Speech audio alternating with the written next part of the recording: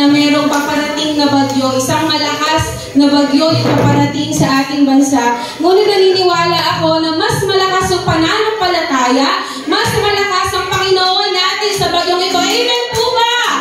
Amen! Hallelujah! Kaya sa panahon ito, ating awitan, purihin ang ating Panginoon. Hallelujah! Ating nga pong palakpakan ng ating Panginoon at tayo sumigaw na Hallelujah!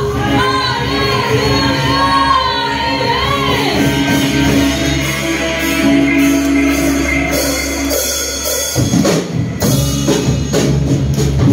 Amen! Isa pa, lagi natin aawitin, lagi natin tatandaan na ang Panginoon ang ating sandigan at tayo narito upang purihin ang ating Panginoon. Hallelujah! Purihin ka, O Lord! Ang Diyos ay buhay. Ang Diyos natin ang ating kasong pag-ibig.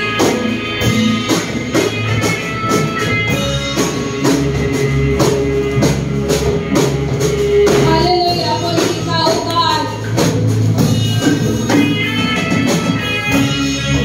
Here I am before you, falling in love and seeking your truth, knowing that your perfect grace has brought me to this place.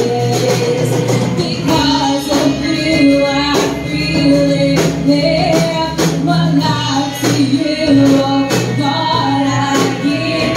So I stand before you, God. I lift my voice 'cause you set me free. I think it's to go. So I shout out your name from the rooftops. I proclaim that I am yours. I am yours. All the good you've done for me, I lift up my hands for all to see that you're only one who brings me to my knees. The shadows of across the earth, the beauty of your holy word.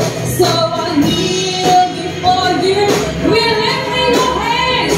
I lift my hands 'cause you set me free. Come on, and now let's shout. So I shout out your name from the rooftops. We are yours, and I am yours. I am yours. Yeah, all that I am, I place it to your loving hands, and I am yours. I am yours. Here I am, I stand with arms wide open. You are the sun, the everlasting God. The everlasting God. Come on, here we stand, oh God. Here I am, I stand with arms wide open. You are the sun, the everlasting God. The everlasting God.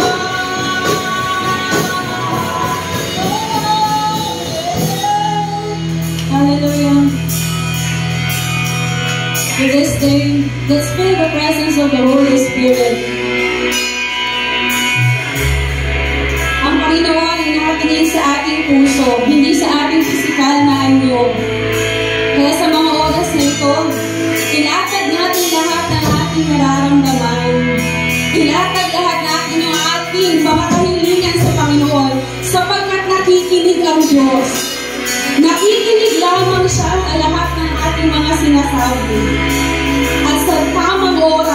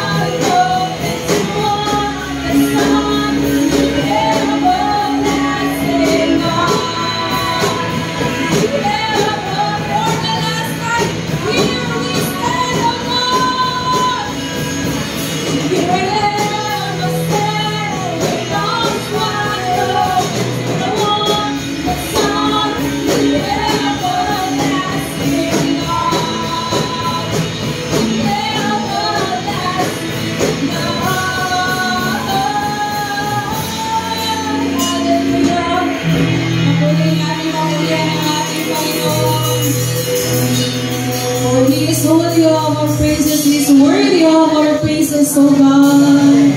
Hallelujah.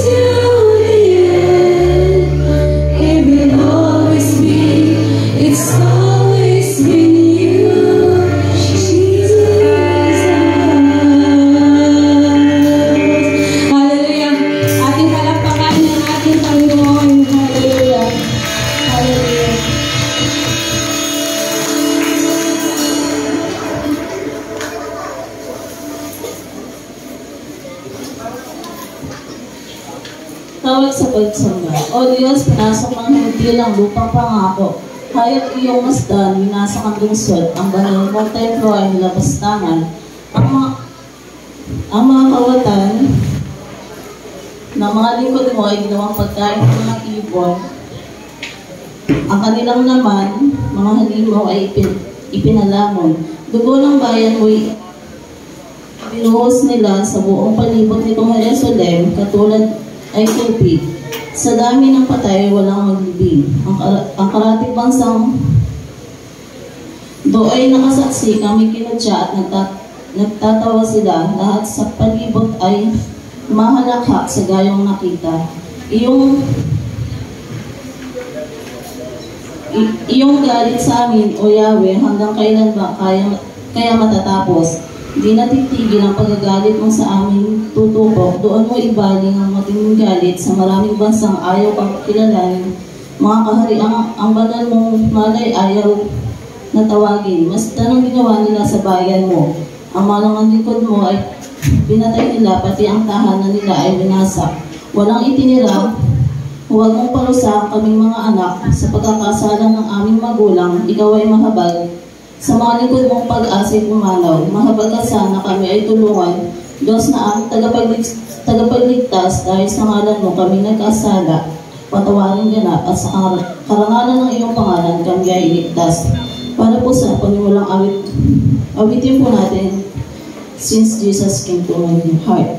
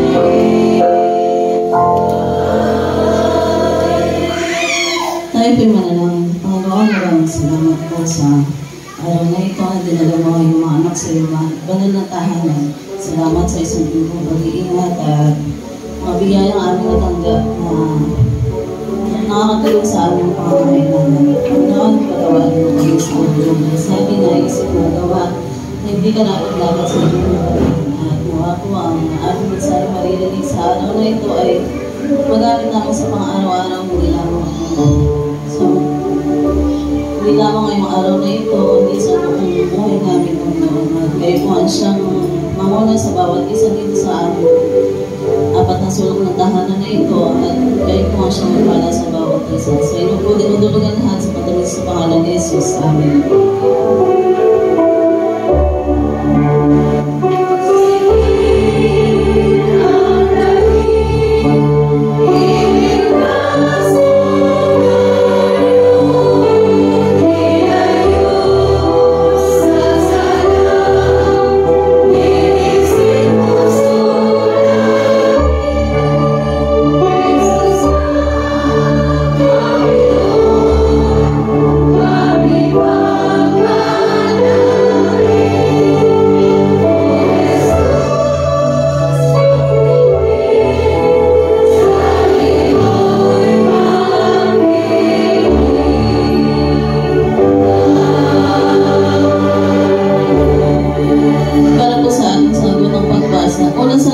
Pinapakiusap kong itulog niyo sa Diyos ang inyong mga kahilingan, panalangin, pagsamo at pasasalamat para sa lahat ng tao.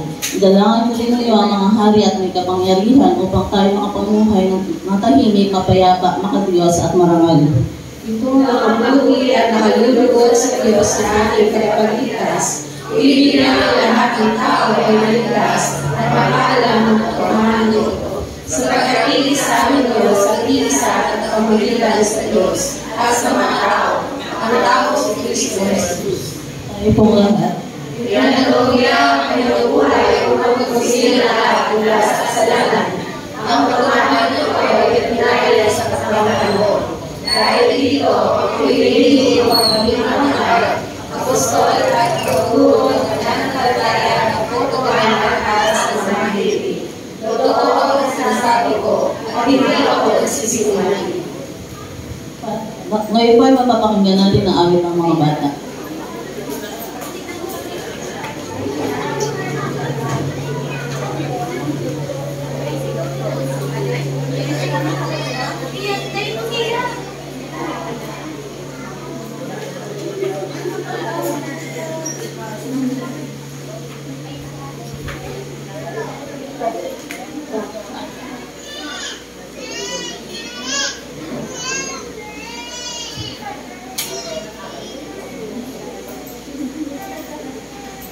Live in Lord Jesus and will be safe, you and your household. Acts chapter 16 verse 31.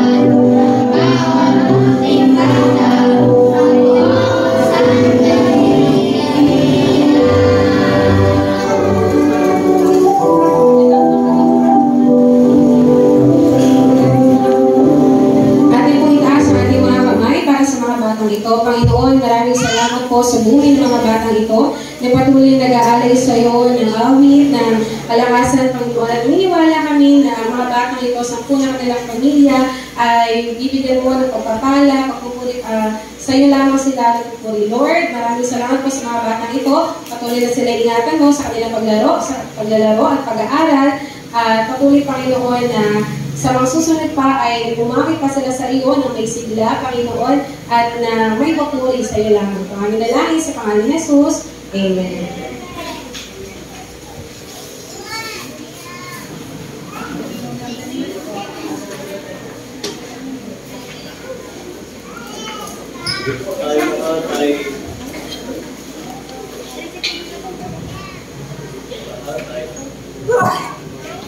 Yan.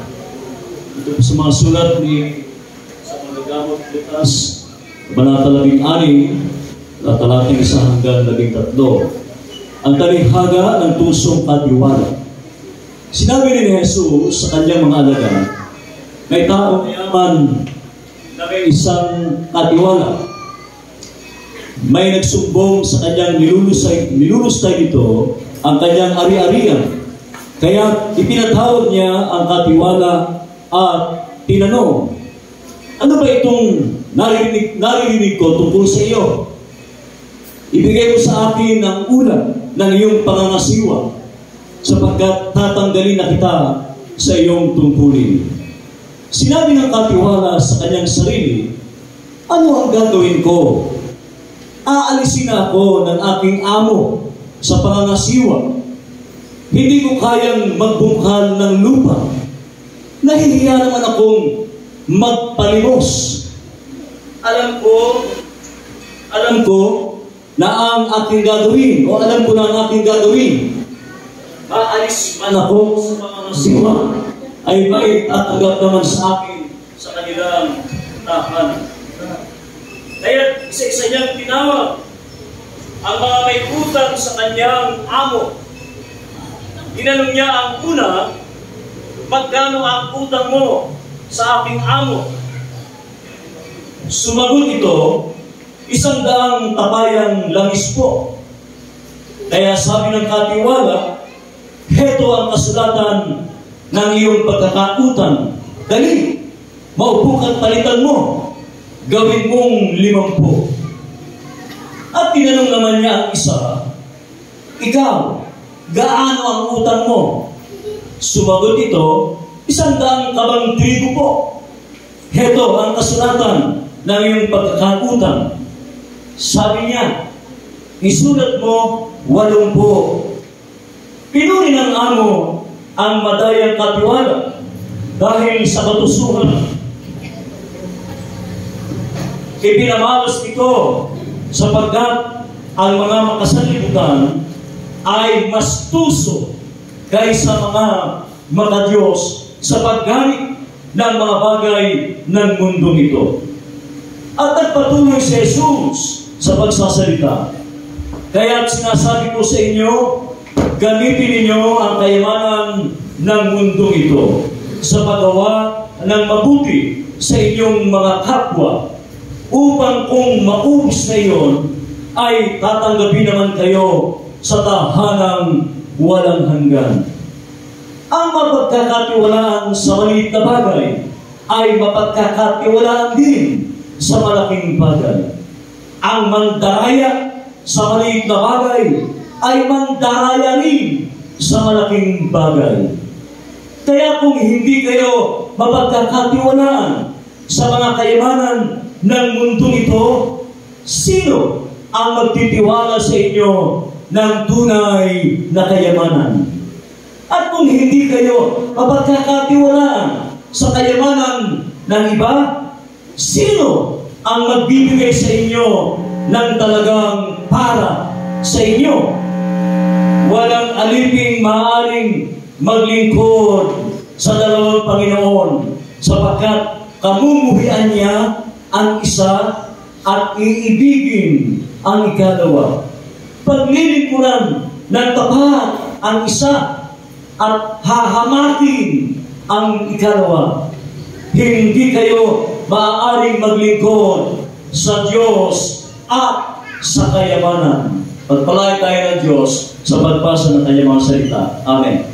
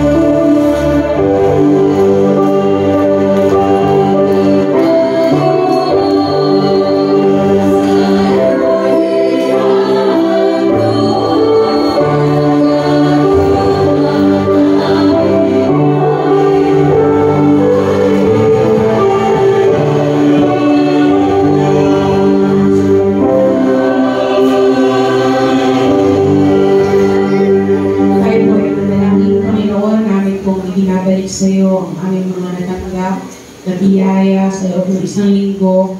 At amin pong dinadalangin at tinutulong na ito ay magamit sa iyong ubasan at mas marami pang tao ang ma-reach ng iyong mga biyaya. Ito po ang magpala sa iyong mga anak at patuloy kaming maging tapat nakatiwala ng iyong mga biyaya pinagkakaloob sa amin. Ito po ang aming panalangin sa pangalan ni Jesus. Ngayon po ang makarinig tayo ng masayang album.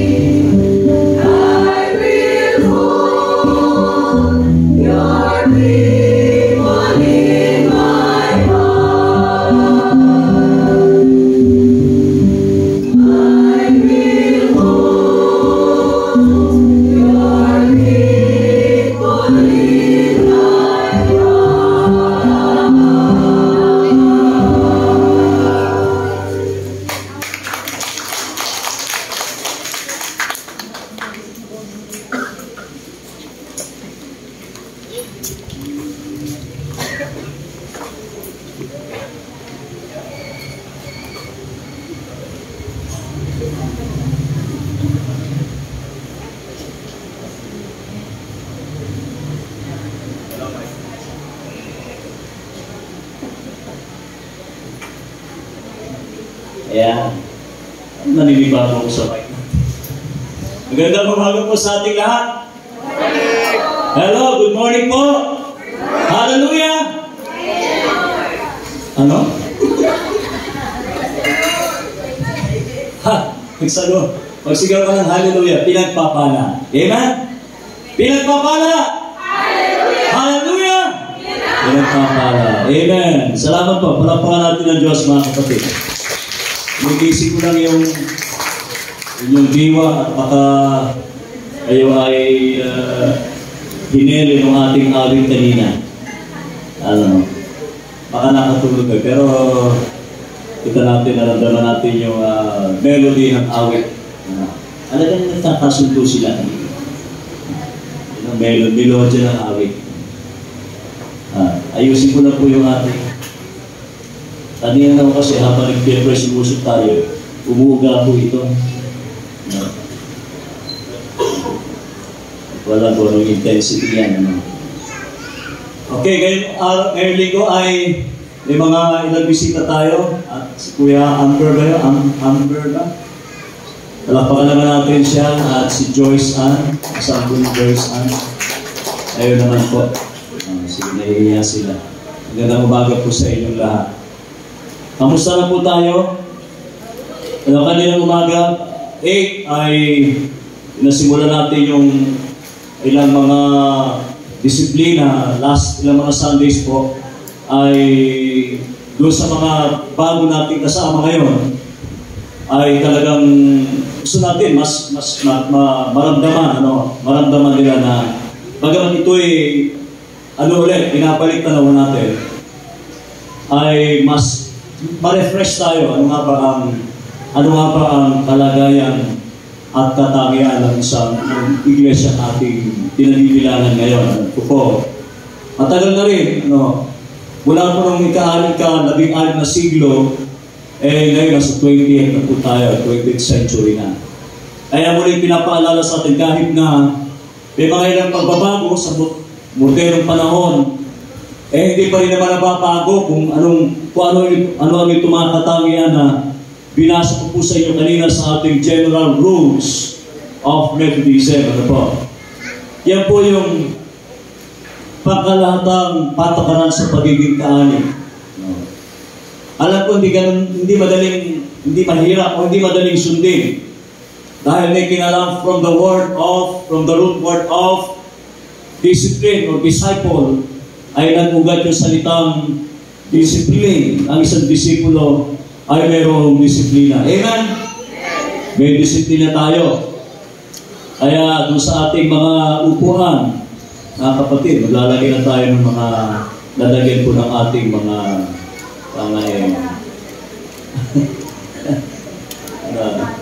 may disiplina tayo. At syempre pa, parang kukunti tayo ngayon, hindi tayo ganun karami ngayon. Hindi tayo jump up ngayon. Bakit kaya? Nasaan kaya ang iba? Sa palagay nyo? Hindi kayo mapalagay. Sa tingin nyo? Ayaw ko rin tingnan, Pastor. So, alam natin, may mga ibang kadahilanan po yan. Lalo na po, ang ating pagsausapin ngayon ay may kinalaman sa pagiging katiwala. Pero maraming klase ng pagiging katiwala, pagiging manager, pagiging administrator, tagapangasiwa, tagapamahala.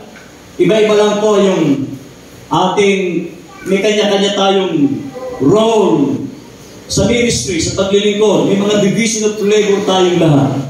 Pero ang tanong doon sa ating mga pinagkatiwala ay gaano tayo ka-epektibo at kaano natin pinahahalagahan at nagiging maayos ang ating pamamahala. Maaaring sa pera, maaaring sa ating mga tungkulin, maaaring sa propesyon. Alam po ninyo, nung ako'y nasa EEI. Sino rin magtrabaho sa EEI? Trabaho po sa EEI. Ayun, walang dalawang po sa EEI. Sa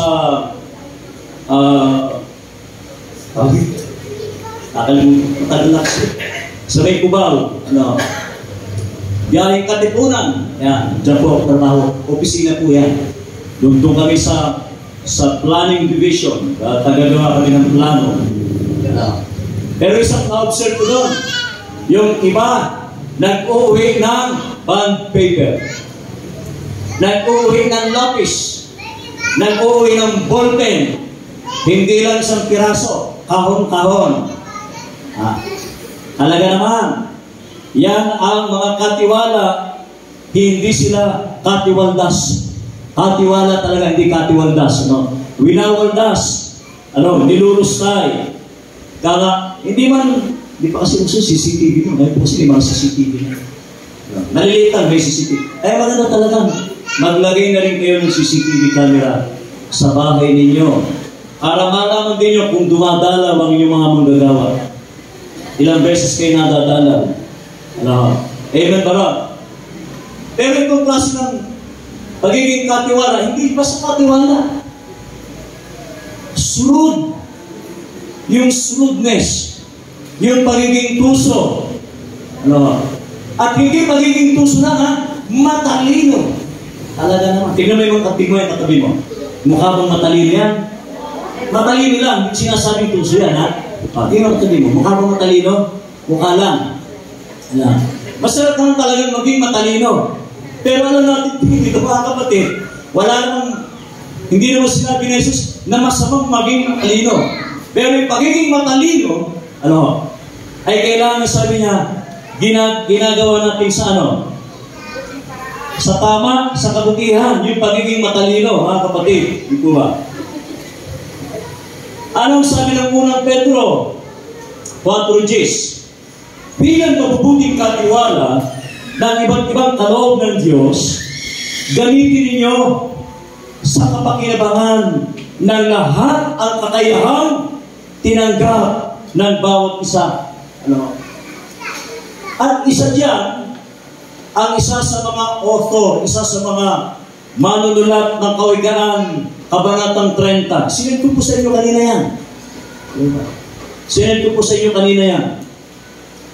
Ang Kawikaan 38 hanggang 10. Ano sabi ni Ago?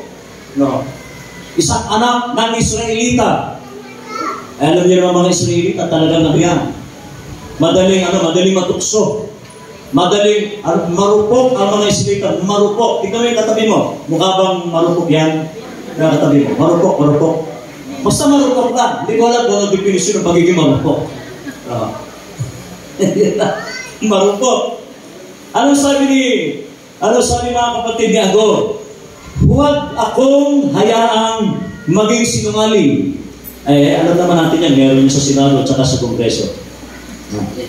Huwag mo akong payamanin o paghirapin. Sapat na pagkain lamang ang ibigay mo sa akin. Baka kung managana ako, ay masabi kong hindi na kita kailangan. Hindi na kita kailangan. Baka naman kung maghirap ako, ako'y matutong magnakaw. At pangalan mo'y malapastangan ko. Yun na kapatid. Yun yung panalangin ni Agor. Ipong-Kawikaan, maraming author yan. Hindi lang si Solomon, hindi lang si Moises po ang sumulat. Marami sila. Pero isa ito, huwag mo kong masyadong maging masagana. Baka masabi kong hindi na kita kailangan. O kaya naman, huwag mo naman ako masyadong paghirapin at baka naman ako'y magnakaw. Baka naman ako'y makakuha ng dobleng porsyento sa PPWH. Ay, nato mga kapatid. Hanggang bakit sana, ayaw mo pagsamahin dito yung pagiging realista at saka pagiging ayaw ko. Pero pag nasa labas ka na, talaga nagigigil lang, naiinis ako. Lumalabas yung pagkatao. Lumalabas yung ewan ko, dito lang ako kabait sa inyo. Nagpapakabait ako dito. Pero pag nasa labas ako mga kapatid, talo-talo tayo.